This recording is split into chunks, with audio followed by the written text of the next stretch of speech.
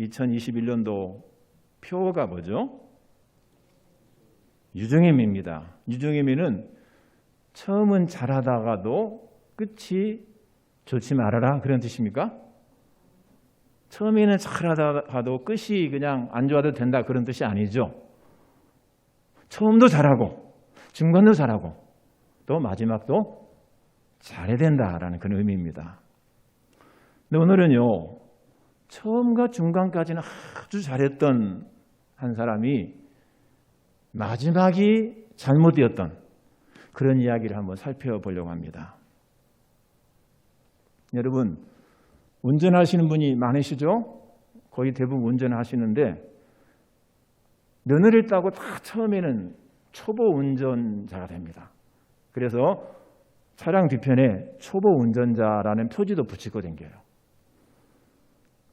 그런데 그 초보 운전자라는 표지를 보고 저 사람 초보 운전자다 라고 우리가 판단도 하지만은요, 그 사람의 그 운행하는 모습을 보면은, 운전하는 모습을 보면은 저 사람 초짜네, 초보네 라는 판단할 수 있어요.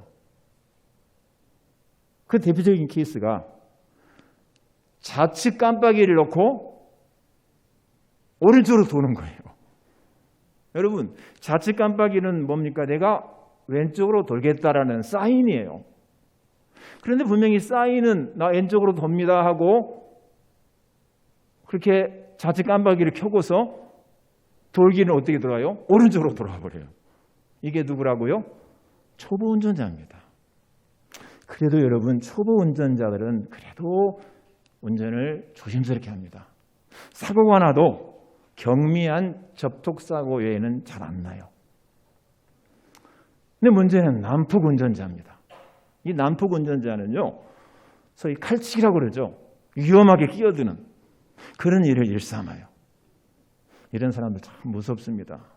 여러분, 운전할 때요, 이 난폭 운전자를 잘 피하셔야 돼요. 그런데 얼굴에 내가 난폭 운전자입니다라고 써가지고 다니는 사람은 없어요. 뒤에서 볼 때 이리저리 끼어들고, 급하게 끼어들고, 물론 여러분 운전하다가 끼어드는 것은 당연한 하나의 수순이에요. 그런데 끼어들어서는 안 될 곳에 가서 급하게 끼어든다든지, 이건 분명히 난폭 운전자입니다. 조심해야 돼요. 그런데 초보 운전자나 난폭 운전자보다 더 위험한 존재가 역주행하는 운전자입니다. 역주행이 뭡니까? 자, 차는 다 오른쪽으로 가게 돼 있어요. 우측으로 가게 돼 있어요. 그런데 좌측으로 가는 사람이 역주행입니다. 그런데 문제는요, 자기가 역주행하는 줄도 모르고 친구에게 전화를 걸어서 야, 오늘 이상하다. 왜 모든 차들이 다 반대 방향으로 가지? 얼마나 웃깁니까? 자기가 거꾸로 가면서 정상으로 가는 모든 사람들이 다 비정상적이라 그렇게 판단한다는 거예요. 문제가 심각하죠. 여러분, 성경에 나오는 이스라엘의 여러 왕들 가운데서 첫 번째 왕인 사울, 세 번째 왕인 솔로몬, 그리고 오늘 이제 말씀에 나오는 아사처럼 처음에는 통치를 잘했어요. 선하게 통치하다가 말년에 신앙에서 이탈해버린 사람들이 상당히 많습니다. 저는 그런 사람들을 가리켜서 영적으로 역주행하는 사람들이다, 그렇게 표현하고 싶어요. 그래서 오늘 제목이 아사의 역주행입니다. 이 제목만 보시면은요, 아사가 처음과 중간까지는 잘했는데 마지막에 유종의 매를 거두지 못했구나, 유종의 악을 거두었구나, 여러분이 생각하시면 돼요. 아사는 누굽니까? 르호보암, 왕국 분열의 책임자죠. 다윗의 손자요 솔로몬의 아들인 르호보암의 손자가 아사입니다. 41년간 유다를 통치했는데 주요 사건을 중심으로 아사의 통치 초기 10년, 중반기 10년, 그리고 말기 16년, 이렇게 세 부분으로 우리가 나눌 수가 있습니다. PPT 열었어요? PPT 열었어요? 그러면은 맨 처음 거 한번 보여주세요. 자, 여기 보시면 아사의 출발입니다. 아사가 그의 하나님 여호와 보시기에 선과 정의를 행하여. 아주 출발을 잘했어요. 주행 모드에 놓고 스무스하게 지금 출발한 것과 똑같아요. 이런 아사의 첫 출발을 열왕기상 15장에서는 이렇게 표현합니다. 아사가 그의 조상 다윗까지. 이게 참 중요한 표현입니다. 아사가 그의 조상 다윗까지. 여러분 성경에서요, 특별히 왕들을 평가할 때 다윗같이라는 평가는 최선의 평가예요. 다른 말 필요 없어. 다윗처럼 했다면 그 사람은 1등 왕입니다. 아사가 첫 출발은 바로 그의 조상 다윗같이 여호와 보시기에 정직하게 행했다라고 성경에서 기록합니다. 아사는 대체적으로 선한 왕이었습니다. 그리고 제2기간도 무려 41년이나 될 정도로 비교적 길었습니다.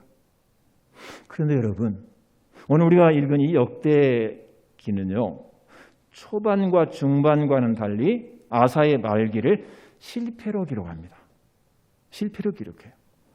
참고로 우리가 같은 왕들의 이야기인 열왕기서와 역대서의 차이를 좀 알아야 돼요. 그 차이를 아시는 분 계십니까?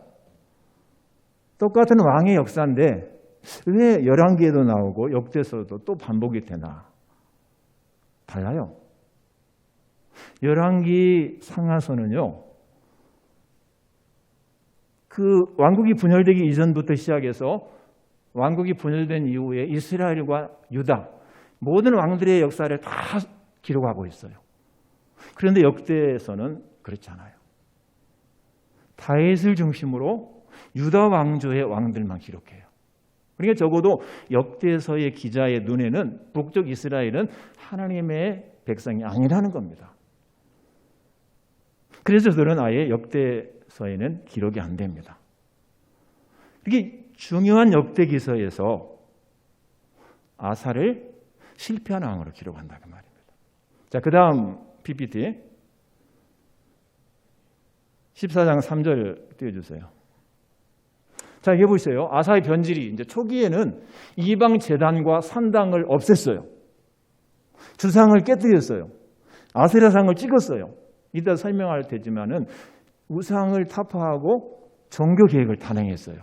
자, 이렇게 시작을 했는데 중간에 어떻게 바뀝니까? 15장 7절 보세요. 중기에 보면은 산당은 이스라엘 중에서 제하지 아니했다.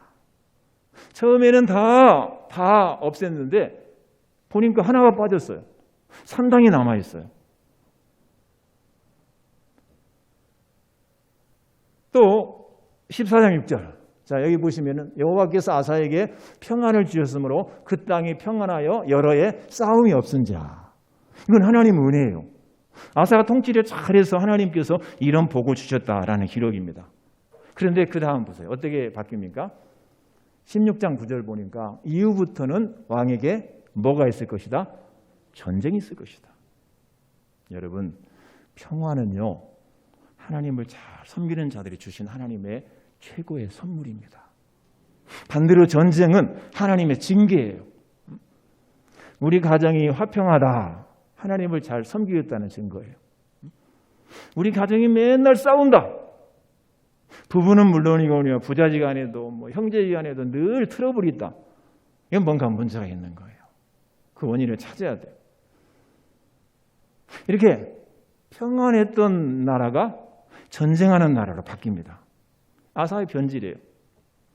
자, 그러면 이렇게 아사가 처음과 나중이 이렇게 다를 정도로 변한 이유가 있어요.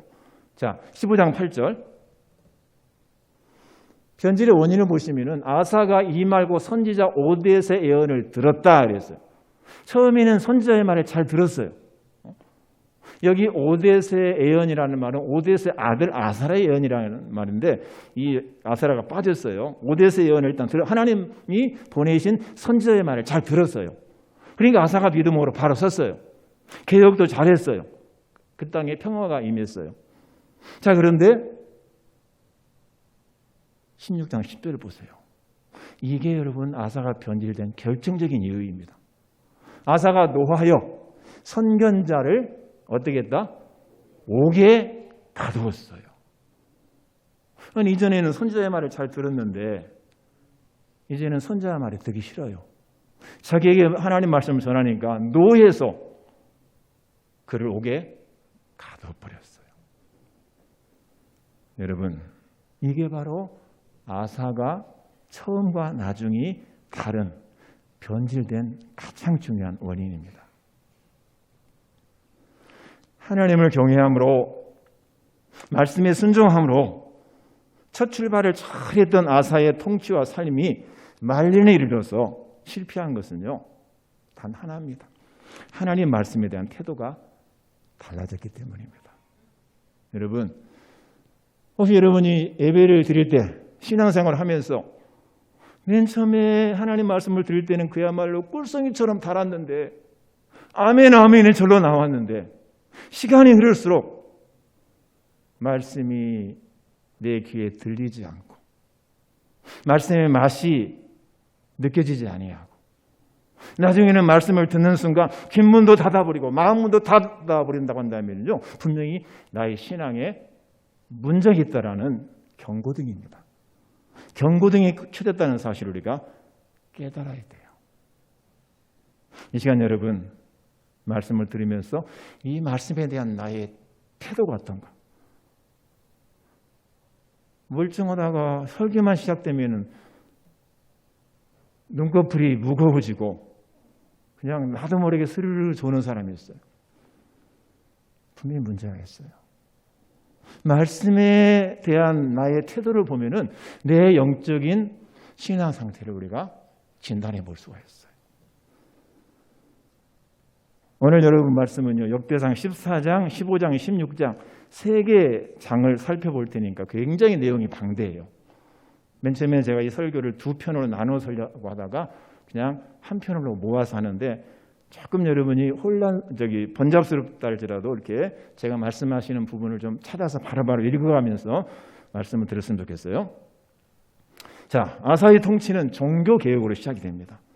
가장 역동적인 통치는 아사가 즉위한 이후로부터 10년 어간이 이루어졌어요. 자, 이 기간에 아사가 어떤 일을 합니까? 아까 우리가 읽었죠. 이방 제단과 산당을 없애고 주상을 깨뜨리고 아세라상을 찍고 유다 백성들로 하여금 조상들의 하나님 여호와를 찾게 하고 그의 율법과 명령을 행하게 했습니다. 이게 아사의 멋진 출발입니다. 자, 이런 아사의 개혁은요, 신명기 율법에 아주 충실한 개혁입니다.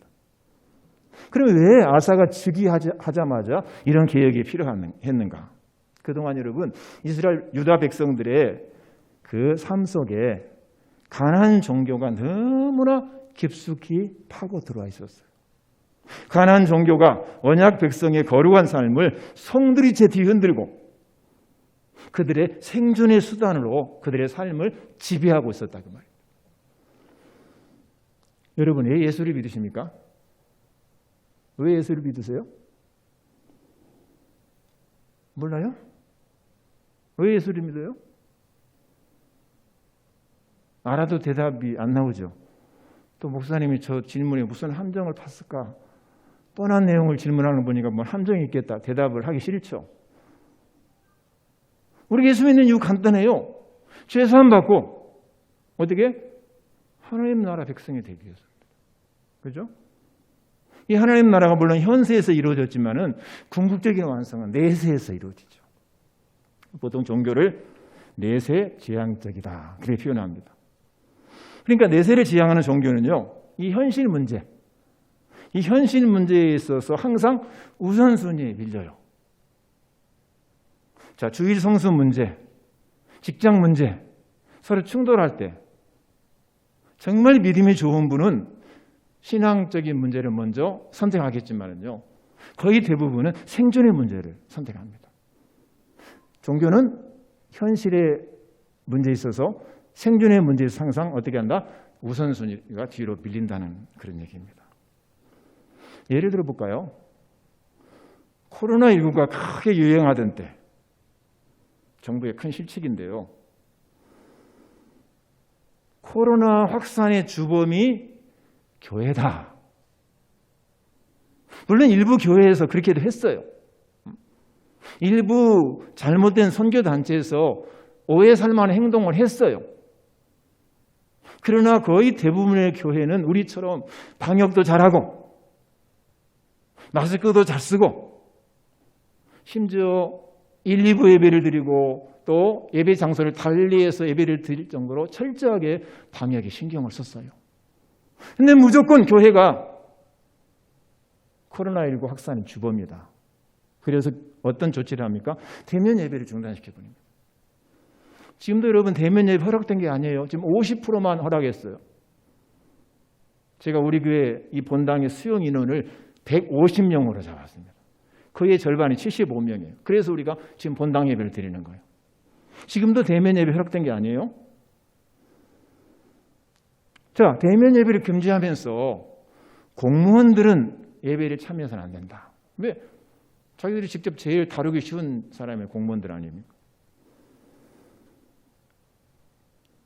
이런 정부의 지시에 어쩔 수 없이 순응해서 예배에 참여하지 않는 공무원들의 입에서 이런 변명이 나와요. 어떤 변명? 신앙도 중요한데요. 생존을 위해서 어쩔 수 없지 않아요. 내가 어떻게 된 공무원인데, 내가 지금 어떻게 해서 군청을 다니고 어떻게 해서 내가 동사무소를 다니는데 예배 드리다가 자칫 잘리면 어떡하라고요?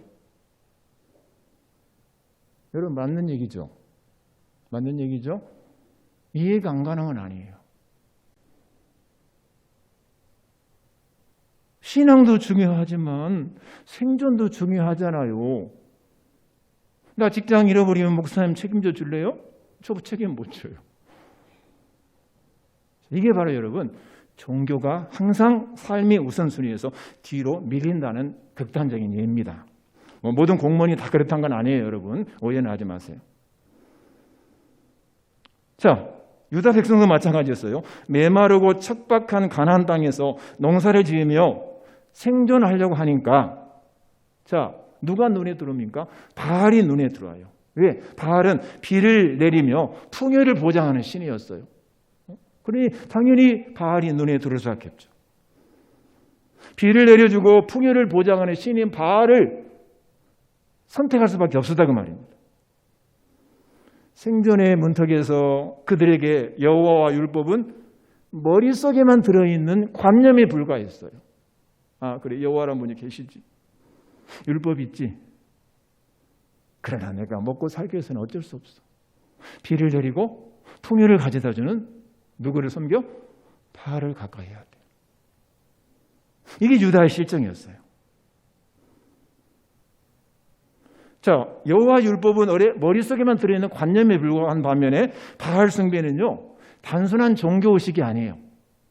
그들의 생존 방식이었어요. 우리가 먹고 살기 위해서 바알 앞에 가서 절을 하고 그들의 축제에 참여해야만 했어요. 그런 상황에서 아사가 왕이 되자마자 우상을 과감히 깨뜨리고 머릿속에만 들어있던 하나님을 찾습니다. 머릿속에만 들어있던 율법을 찾습니다.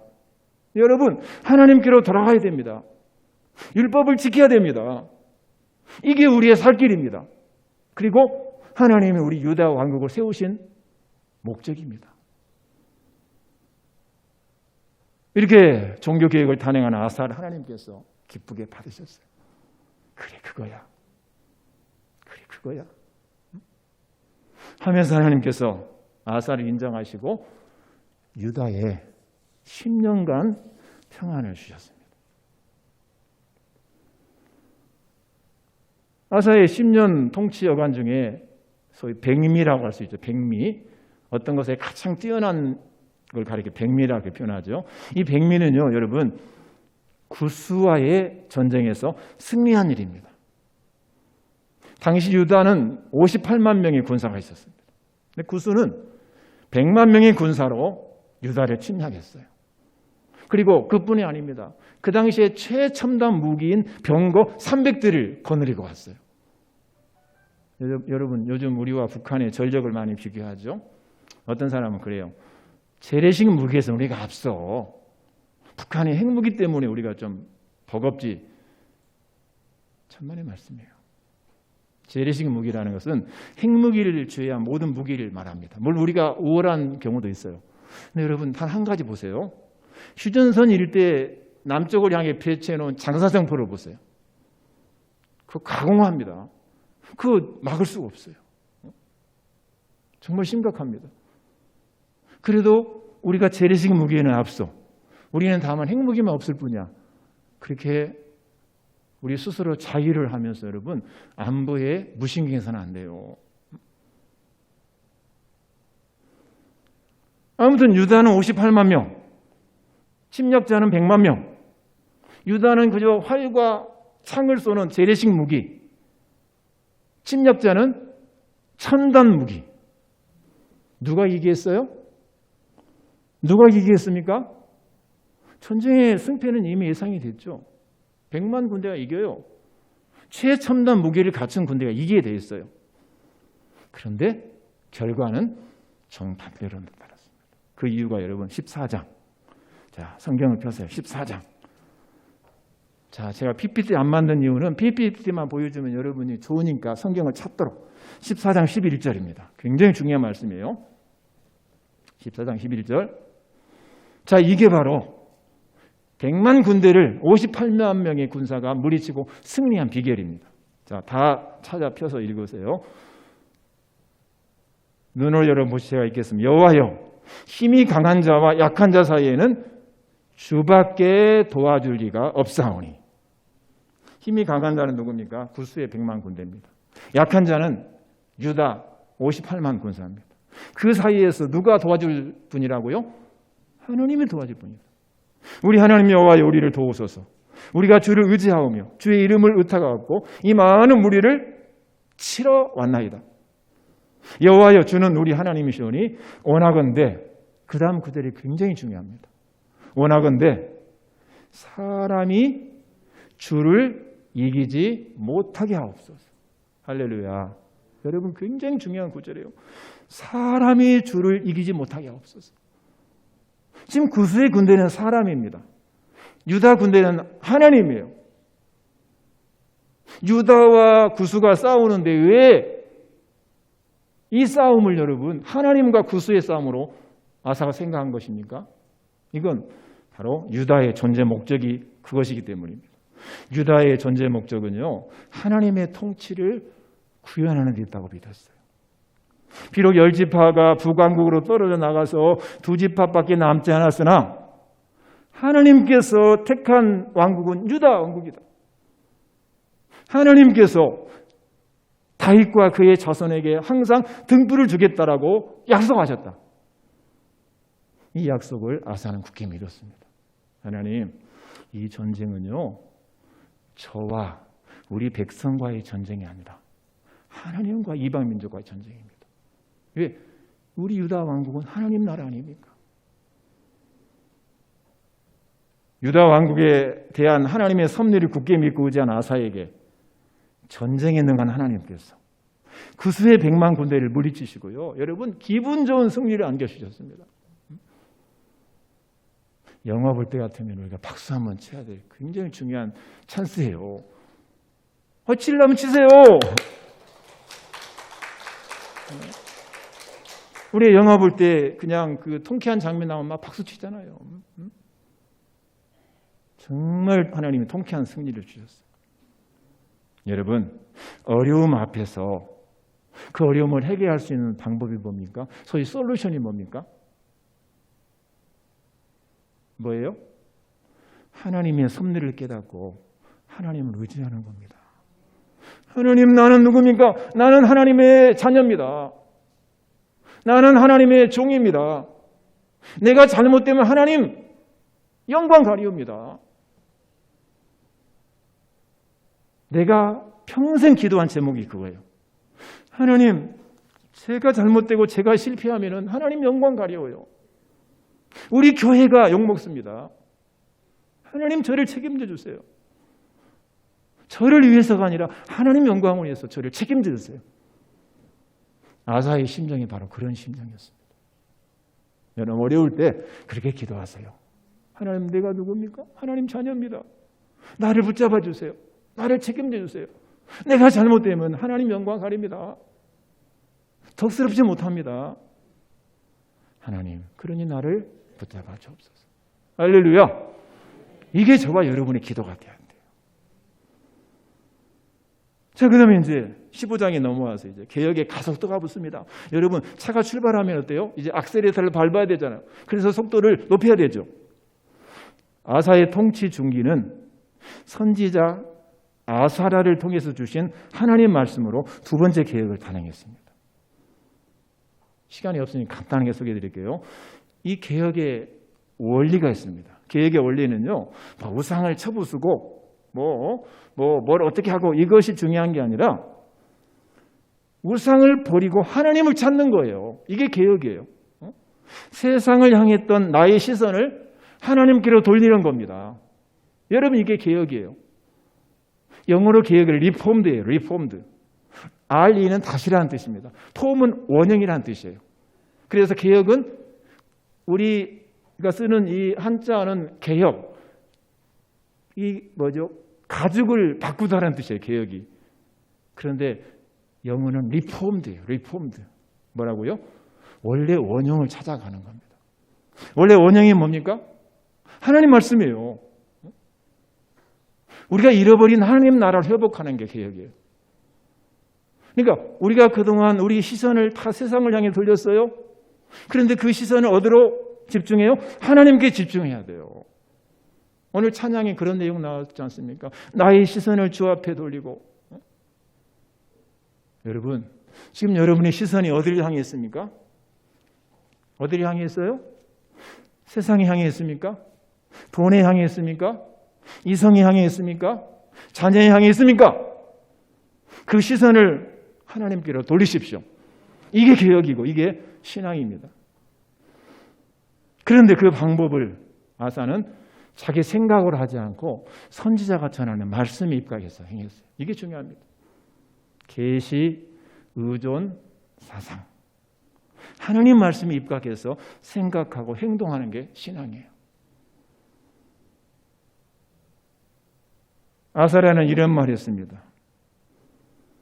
이스라엘 하나님 여호와께 돌아가서 찾으라. 그러면 하나님이 너를 만나주신다.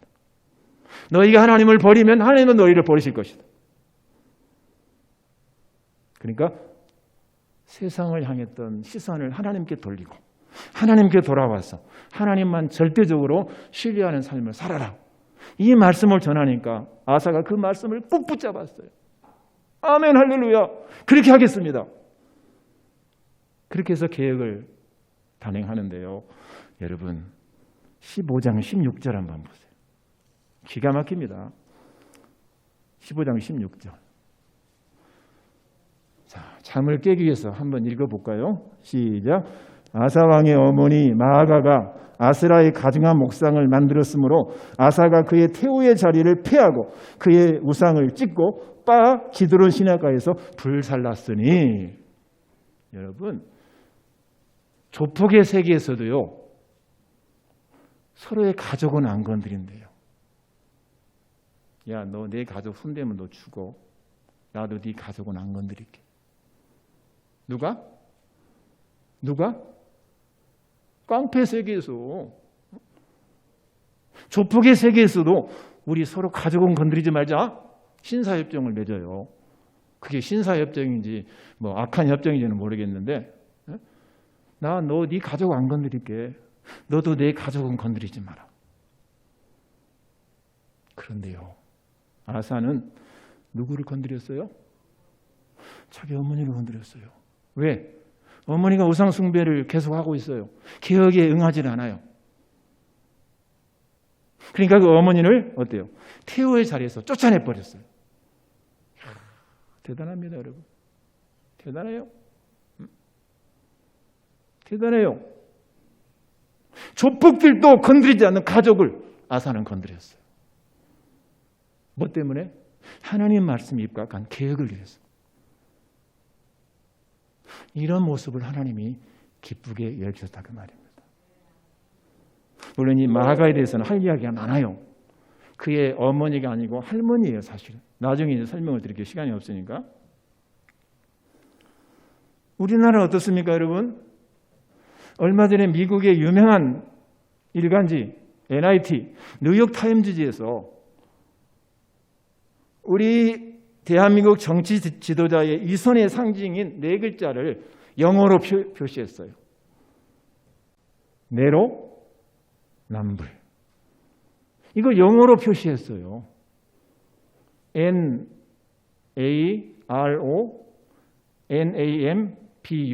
내로남불.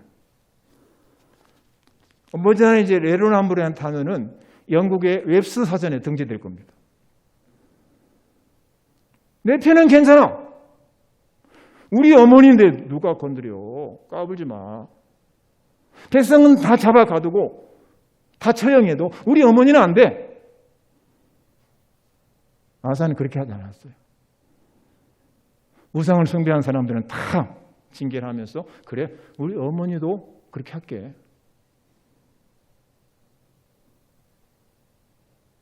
이게 오늘 우리가 가져야 될 올바른 생각이에요. 우리나라 같으면요, 꿈도 못 꾸죠. 어떻게 우리 어머니를 건드려? 어떻게 왕의 어머니를 건드려? 여러분, 진정한 개혁은요, 자신과 주변부터 바로 세우는 거예요. 아멘? 자신과 주변부터 바로 세우는 거예요. 내 자식 잘못하면 책망해야 되고요. 아무리 이뻐도 잘못은 잘못한 것이라 지적하고 바로 가르쳐줘야 돼요. 그걸 지적하는 사람을 향해서 여기서는 안 된단 말이에요. 지하철 타고 가다 보면은요, 애기 엄마가 어린 애기를 데리고 지하철을 타요. 사람이 많을 때는 그렇게 못하는, 사람이 없을 때 이 아이가 의자에 올라가서 막 뛰어요. 옆에 사람에 피해를 줘요. 그러니까 점잖은 어른 한 분이, 얘야, 그래서는 안 된다. 여기는 공공장소야. 뭐 애기가 공공장소를 뭐 알아들 수는 없겠죠. 뛰어서는 안 돼. 엄마처럼 정이 앉아서 가거라 하고 정말로 타일렀어요. 근데 그 어머니의 태도가 변하는 겁니다. 표정이 바뀌는 겁니다. 자기 아버지 뻘 되는 그 노신사에게, 아니 당신이 뭔데 우리 아기 희를 죽이냔 말이에요. 그게 어머니 할 일이에요? 노신사가 지적하기 전에 진정한 엄마 같으면요, 먼저 자기 자식을 절제를 시켜야 되죠. 책망도 해야 되고, 말 안 들면은 엉덩이도 때려야 돼요. 그런데 오늘 우리 사회에서 이게 다 자취를 감췄어요. 누가 내 새끼 건드려? 누가 우리 식구한테 뭐라고 그래? 여러분, 우리는 절대 그렇게 살면 안 돼요. 그런데요, 아사가 아까 우리가 그 서두에 그 보셨죠? 아사가 이렇게 철저히 자기 어머니까지 폐위할 정도로 개혁을 단행했는데 문제는 여러분, 산당을 없애지 않았어요. 산당은 없애지 않았어요. 그래서 산당하면 여러분 어떤 생각이 듭니까? 산에 있는 집, 그렇게 느껴지죠. 산당, 집당자, 산에 있는 집 아니에요. 높은 언덕에 우상을 놓아둔 곳이 바로 산당이에요. 이거 없애기 쉬워요. 집 같으면 다 부셔야 되는데 부시지도 않고 그냥 그곳에 우상 못 세우게 하면 돼요. 그런데 그걸 내버려 두었어요. 물론 전국에 산지에 있는 수많은 산당을 제거하는 일이 아마 쉽지 않았을 거예요. 요즘같이 뭐 군인을 보내서 지킬 수도 없는 것이고요. 그래서 산당은 다 제거하지 않고 그냥 좀 놔뒀어요. 근데 여러분, 이게 바로 아사의 개혁이 불완전했다는 사실입니다. 큰 뚝이 무너지는 것은요, 작은 구멍에서부터 시작이 돼요.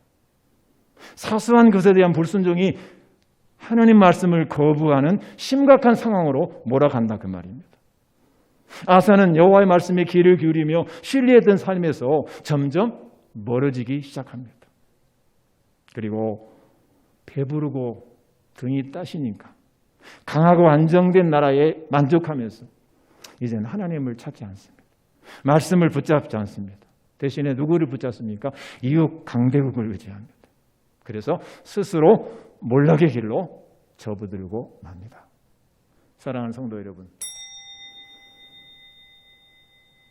유종의 미가 뭐라고요? 유종의 미가?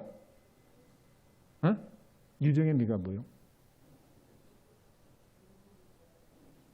유종의 미가 뭐냐고?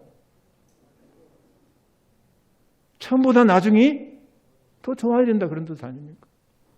여러분, 이제 여러분 가운데서는 뭐 연세가 80이 넘으시고 또 80을 향해 가고 또 70을 향해 가고 이런 어른들이 많이 계십니다. 내가 지금까지 평생을 하나님 잘 섬겨왔어도요, 내 마지막이 잘못되면은 안 되는 거예요. 마지막까지 최선을 다했어. 신앙의 유종의 미를 거두는 저와 여러분이 돼야 될 줄 믿습니다. 유종의 미를 거두지 못하는 경우를 우리가 속된 말로 다 먹은 밥에 뭐 빠뜨린다? 호 빠뜨린다. 그래서는 안 돼요. 저도 하나님 앞에, 하나님, 저 다 먹은 밥에 코 안 빠뜨리게 해주세요. 저는 오로지 요즘 그 기도가 저의 최고의 기도예요. 눈만 감으면 하나님, 이제 얼마 안 남았습니다. 잘 마무리하게 해주세요. 마지막 16장으로 넘어왔습니다. 시간이 다 됐는데 여러분 간단히 말씀드릴게요. 자, 이 16장은요, 이제 이 아사가 이제 몰락하는 그런 내용이에요. 그런데 1절 보니까 아사왕 제36년에 이스라엘 왕 바아사가 유다를 치러 올라와서 라마를 건축하여 사람을 유다 왕 아사에게 왕래하지 못하겠다. 북쪽 이스라엘의 왕이 남쪽 유다를 친 거예요. 그 이유는 아사가 너무나 통치를 잘하고 경건하게 하나님 잘 섬기니까 이스라엘 백성들이 남쪽 유다로 하나씩 막 넘어와요. 그러니까 국경을 봉쇄하기 위해서 군사를 이끌고 와서 라마라는 성을 지금 쌓으려고 침략을 한 겁니다. 예전 같으면 아사가 어떻게 했겠어요? 하나님 앞에 기도했겠죠. 하나님, 저 바아사가 우리를 쳐들어왔습니다. 어떻게 할까요? 하나님 도와주세요. 그래야 되는데 기도하지 아니하고 어떻게 합니까? 성전에 있는 돈을 다 털어가지고, 왕궁에 있는 돈을 다 털어가지고 북쪽에 있는 아람 나라 왕에게 보내요. 왕이요, 이 돈 받으시고 제발 이스라엘의 후방을 공격해 주세요. 그러니까 아람 왕이 그 돈 받고 그래 알았어 하고서 이스라엘 후방을 쳤어요. 그러니까 자, 전방이 나와서 전쟁하는 바아사가 후방을 공격당하니까 전쟁을 못 하잖아요. 그만두고 물러갑니다. 그래서 아사가 그 전쟁에서 이겼어요. 기고만장해서 돌아왔어요. 그때 여러분 오늘 읽은 본문에서 선지자 하나니가 책망합니다. 왕이요, 왜 하나님 의지하지 않고 아람 왕을 의지했습니까? 잘못된 겁니다. 할 수 있는 얘기죠. 여러분이 신앙생활 잘못한 내 목사가 입 딱 다물고 있으면 되겠어요? 왜 그렇게 신앙생활 잘못합니까? 지적할 수 있죠. 아사도 그런 지적을 받고 어떻게 합니까? 아이고 잘못했습니다. 아이고 내가 순간 실수했네요. 용서해 주세요. 그래야 되는데 뭐라고? 어디 감히 왕에게 책망을 해? 당장 옥에 가두어라. 하나님을 옥에 가두었어요. 유다 백성들 중에 경건한 백성들이 많지 않겠습니까? 그들이 들고 일어납니다. 그러자 그들을 다 함께 처벌을 합니다. 여러분, 이게 바로 아사가 몰락한 근본적인 이유예요. 여러분, 시간이 없어서 말씀을 다 이렇게 이제 줄이고요. 한 말씀만 드릴게요. 하나님 말씀이 여러분 귀에 어떻게 들려오십니까? 꿀성처럼 달게 느껴지십니까? 여러분 믿음은 정상적입니다. 하나님 말씀이 귀에 거슬립니까? 말씀을 듣는 순간 마음의 문을 닫습니까? 말씀은 좋은데 메신저가 마음에 안 듭니까? 하나님을 옥에 가두듯이 말씀을 전하는 목사가 보기 싫습니까? 신앙이 잘못된 거예요. 내 신앙에 지금 경고등이 켜진 겁니다. 여러분, 이 순간 돌이키셔야 됩니다. 아사처럼 되지 않도록 여러분 기도하셔야 돼요. 아사는 결국 신앙을 잃어버리고 완고해져서 하나님의 말씀도 버리고 지멋대로 살다가 발에 병이 듭니다. 발에 병이 뭔가 아무리 생각해봐도 모르겠어요. 그냥 발에 병이 들었어요. 그래서 결국은 41년째 되는 애 죽었어요. 사랑하는 성도 여러분, 이 아사의 모습을 보면서요, 저는 한국 교회 모습이 그대로 오버랩이 돼요. 아사의 모습과 우리 한국 교회 모습이 그대로 겹쳐 보여요. 자, 여러분 잘 들으십시오. 어렵고 가난하며 혼란스럽던 시절에는 하나님 말씀을 붙잡고 하나님을 의지하며 살았던 한국 교회였어요. 그런데 지금은요, 목회자가 강단에서 설교해도 듣지를 않습니다. 귀를 막아버려요. 마음을 닫아버려요. 그리고 점점점 퇴락의 길을 걷고 있습니다. 우리 부안 동북교회는 그렇게 되지 않아야 될 줄로 믿습니다. 이제 우리 다시금 하나님께로 겸손히 우리의 시선을 돌리십시다.